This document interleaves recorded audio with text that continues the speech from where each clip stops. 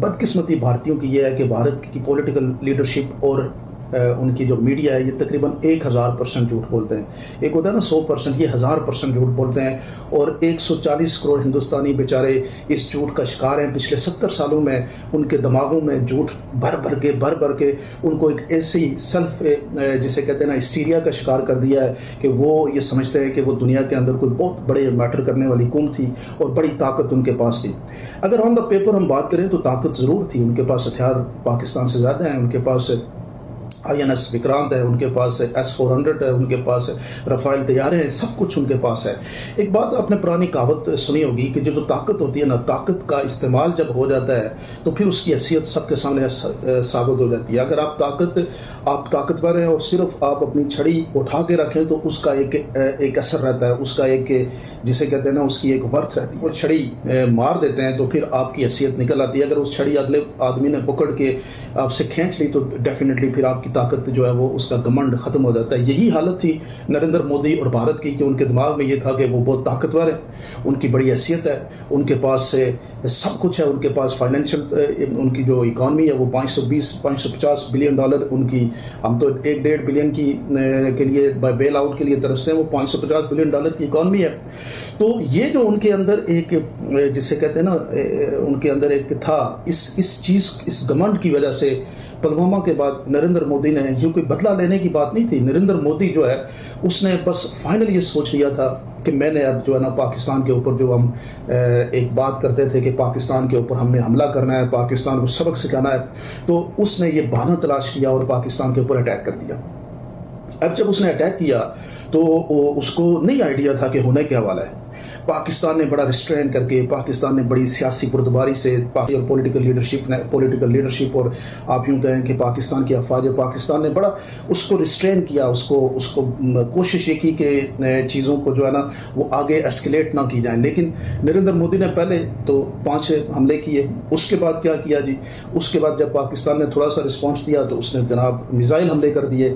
تو جب پہلی دفعہ جب وہ آیا تو یہ آپ دیکھیں کہ پاکستان کی فضائیہ نے، آپ سوچیں کہ ایک وہ فضائیہ جس کے پاس نہ یعنی آن دا پیپر وہ کمزور تھی، لیکن زبردست طریقے سے چائنا کا جو سسٹم تھا، ریڈار سسٹم، چائنا کا جو PL-15 تھا، چائنا کا F-10 جو آپ کا طیارہ تھا، اس کے تھرو، اس کی مدد سے آج دنیا کے اندر یہ پروو کر دیا کہ پاکستان کا جو ڈیفنس تھا، پاکستان کا جو ریڈار سسٹم تھا، پاکستان کا جس طریقے سے انہوں نے لاک کر کے بھارت کے 6 طیاروں کو گرایا، یہ پوری دنیا مانتی ہے. ہر جگہ پہ جو ہے نا اس کا ایک توتی بج رہا ہے. ہر جگہ پہ پاکستان کی افواج کی، پاکستان کی ایز اے کنٹری، اس کی یہ جو ہندوستان کے ساتھ یہ جو جنگ تھی، اس جنگ کی جو کارکردگی ہے، اس جنگ کی جو کامیابی ہے، اس کا ہر جگہ پہ آپ CNN دیکھ لیں، آپ BBC دیکھ لیں، آپ Times of new York time دیکھ لیں، آپ گارڈین دیکھ لیں، کوئی بھی نیوز پیپر ایسا نہیں ہے جو پاکستان کی جسے کامیابی کی داد نہیں دیتا.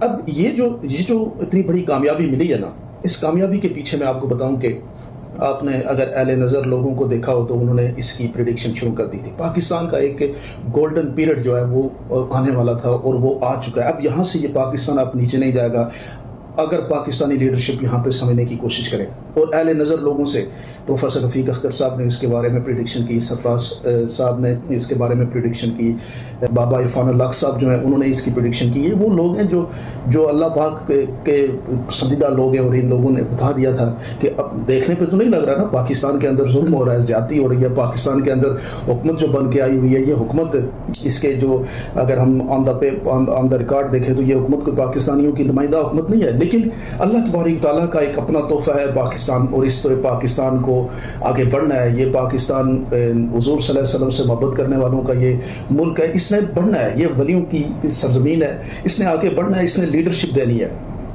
آپ سوچیں کہ ہمارے ملک کے پاس اس وقت ایٹمی طاقت ہمارا ملک بن گیا. آج اگر ہمارے یہ حالات ہیں تو اس وقت جب ہم نے یہ ایٹم بم بنانے کا سوچا ہوگا تو اس وقت ہماری کیا حالات ہوئے ہوں گے. ہم اس وقت بھی اس سے زیادہ نازک دور سے گزر رہے تھے، لیکن اللہ تبارک تعالیٰ نے وہ گفٹ بھی دیا. آپ ڈاکٹر عبد القدیر خان کو سلام پیش کرتے ہیں، لیکن اس سلام پیش کے ساتھ ساتھ یہ خدا کا پلان تھا کہ پاکستان کو یہ سب چیزیں ملنی تھی. دنیا کے اندر سارے مسلم ممالک ہیں، لیکن کوئی مسلم ممالک کی فوج اتنی طاقتور نہیں بن سکی. کوئی مسلم ممالک کوئی دوسرا جو پاکستان سے بہت بڑے بڑے مسلم ممالک ہیں، وہ اس طرح سے طاقت اچیو نہیں کر سکے جو پاکستان نے اچیو کی۔ اب ہوا ہے اس جنگ میں جو بھارت پاکستان کا ازلی دشمن تھا، آج بھارت کے منہ کے اندر یہ بات ثابت ہو چکی ہے کہ بھارت اب پاکستان کے اوپر حملہ کرنے کے بارے میں 100 دفعہ سوچے گا۔ بھارت کے جہاز گرا کے، بھارت کا انفراسٹرکچر تباہ کر کے، بھارت کے 30 مقامات کے اندر مطلب پورا جو پاکستان کے ساتھ جو ان کی لائن آف کنٹرول ہے، کوئی مقام ایسا نہیں چھوڑا جہاں بھارت کے علاقوں کو تب جسے کہتے ہیں لرزا کے نہ رکھا ہو۔ اور آج کیا ہوا؟ آج یہ ثابت ہو گیا کہ یہ نہ اکنامکس میٹر کرتی ہے، نہ یہ ساری چیزیں میٹر کرتی ہیں۔ میٹر کیا کرتا ہے کہ آپ کے اندر ایمانی طاقت ہونی چاہیے، آپ کے اندر جوش ہونا چاہیے، آپ کے اندر ولولہ ہونا چاہیے، آپ کے اندر شہید ہونے کا جذبہ ہونا چاہیے۔ جب پاکستان کی آرمی کے اندر یہ جذبہ موجود ہے، نوجوان جو ہے نا آپ کے یہ جو جنہوں نے جا کے لڑائی لڑی ہے، یہ 35-40 سال کے نوجوان پائلٹس ہیں، لڑاکا تیاروں والے، اور جو فرنٹ فٹ پہ جا کے لڑتے ہیں بارڈر کے اندر، نوجوان لڑکے ہیں، ان کے اندر جذبہ ہے، جوش ہے۔ یہ جو پولیٹیکل گیمکس ہوتے ہیں یہ ان نوجوانوں میں، یہ جو ہماری آرمی کے لوگ ہیں ان کے اندر نہیں ہوتا جو لڑنے والے ہیں وہ سب۔ یا جب ہم بات کرتے ہیں نا، جب یہ ڈفرینس بھی ہوتا ہے، پولیٹیکل ڈفرینس بھی ہوتا ہے جو ان کا آرمی کا اور پاکستان کے اندر ایک پولیٹیکل رول ہے، اس میں بھی یہ جو ہمارا جوان ہے اس کے اندر کوئی اس طرح کی یہ کوئی پولیٹکس نہیں کرتا جوان، یہ تو لڑتا ہے اور اس نے لڑ کے دکھایا۔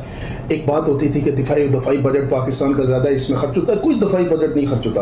انہوں نے آج پاکستان کا وقار بلند کر کے اس دفاعی بجٹ کو بھی جو ہے نا آج دنیا کے سامنے، پاکستانی بچے کے سامنے یہ پروف کیا کہ وہ بجٹ صحیح جگہ پہ لگتا رہے۔ تو یہ ایک جو طاقت کا توازن تھا ساؤتھ ایشیا میں، بھارت کا ایک غرور تھا، بھارت سے چاہ رہا تھا کہ وہ نہ صرف پاکستان کو بلکہ چائنا کو بھی آنکھ دکھائے گا۔ اب چائنا اور پاکستان کا اسٹریٹجک پارٹنرشپ ہونے کے بعد بھارت کو اس خطے کے اندر جو ہے نا اب اگلے 100 سال کے لیے بھارت نے سوچنا ہے کہ بھارت کدھر جا رہا ہے۔ بھارت جو ہے نا وہ اب اپنی جو سیلف کریٹڈ ہسٹیریا ہے اس سے باہر نکل آ گیا ہے، باہر نکل کے آنا پڑے گا۔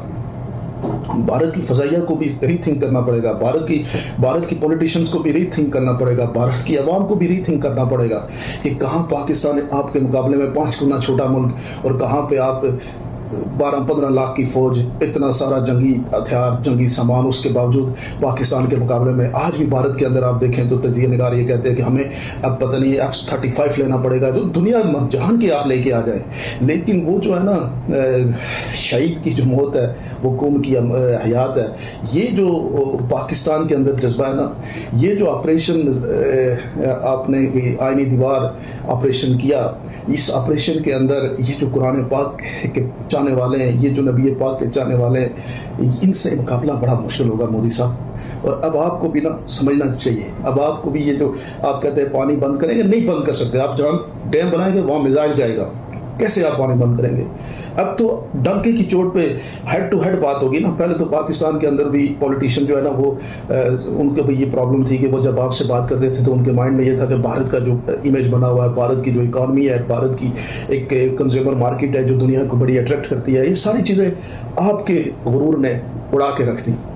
اب کشمیر کے ایشو پہ بڑی زبردست بات ہوگی، بالکل ہیڈ ٹو ہیڈ بات ہوگی، کوئی آپ سے کوئی انفلوئنس نہیں ہوگا۔